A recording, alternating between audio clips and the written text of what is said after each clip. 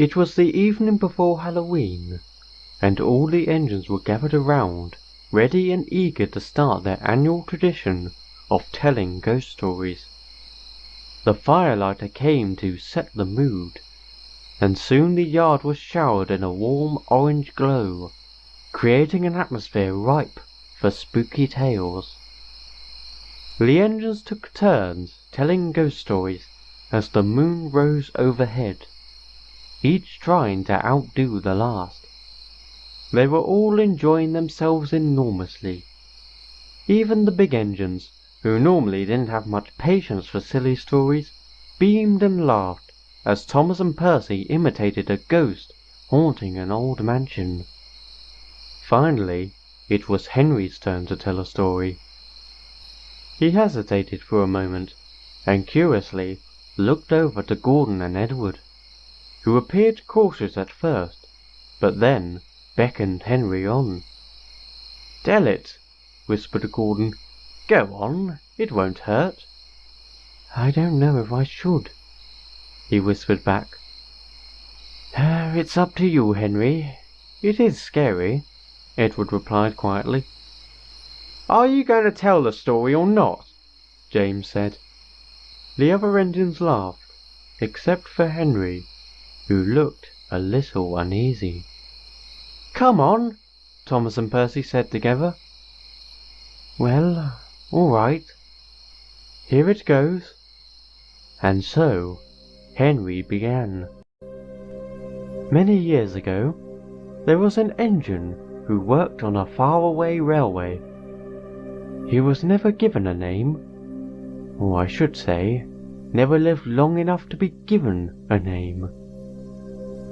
Henry paused impressively.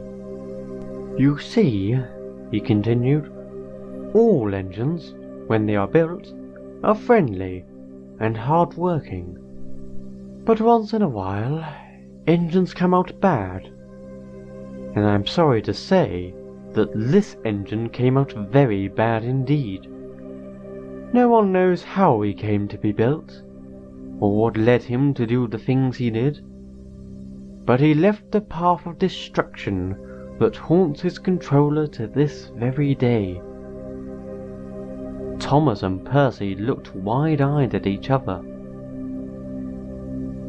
The engine thought himself to be a premier engine from a famous lineage, but he was actually an experimental engine, using only parts of other steam engines.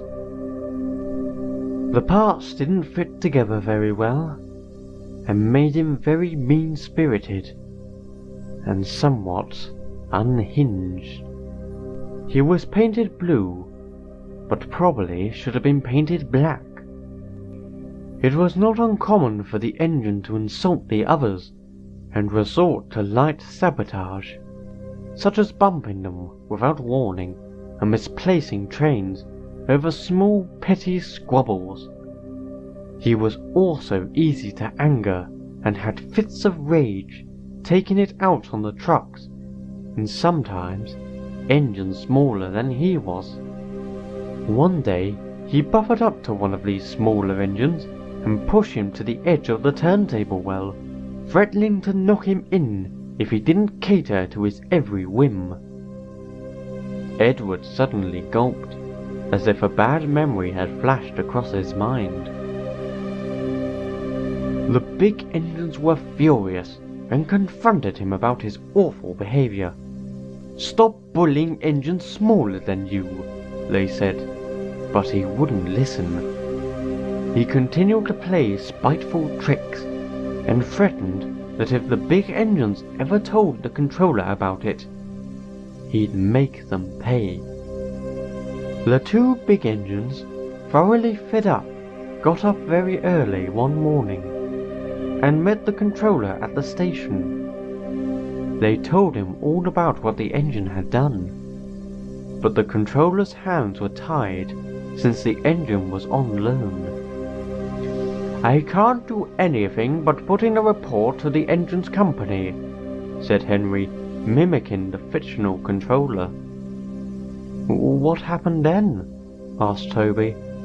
"Well, One of the big engines left to take a train, and the other remained at the station, trying desperately to place their case.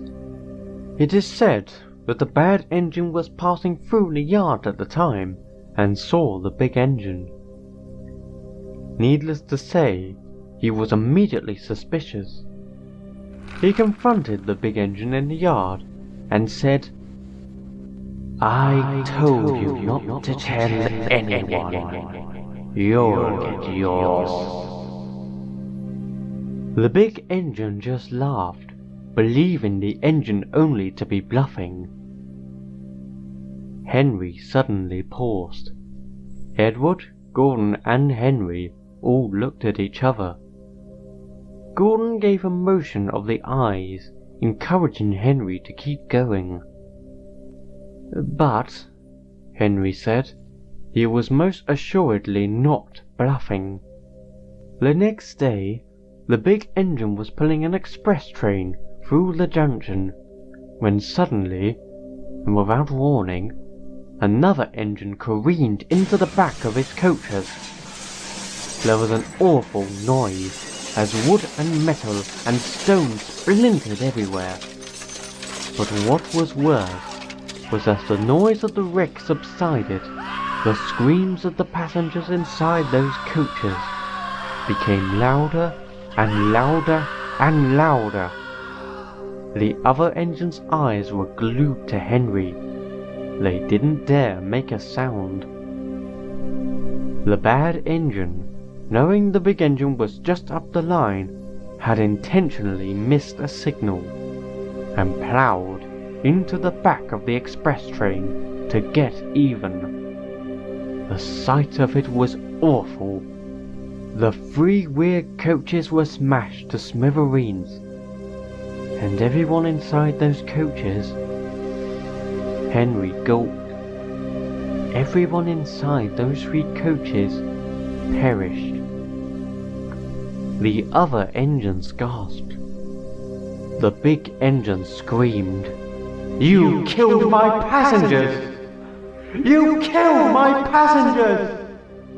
But the bad engine didn't care. He just laughed.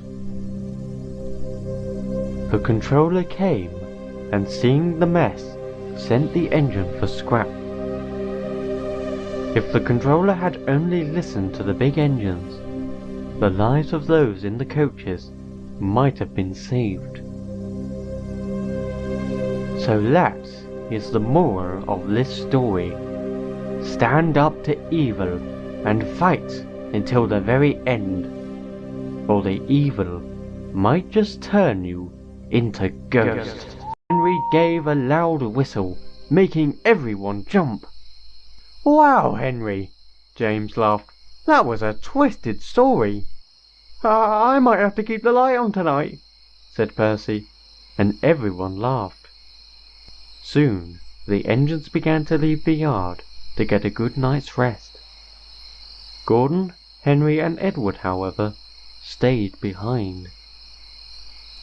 As soon as the others were out of earshot, Henry sighed. He looked very ill. Gordon smiled sympathetically. "A fine performance, Henry, though I know that's not an easy story for you to tell." "Do you think they knew who we were talking about?" said Edward. "The only one who might have known was Thomas, but he was too young at the time to remember," added Gordon.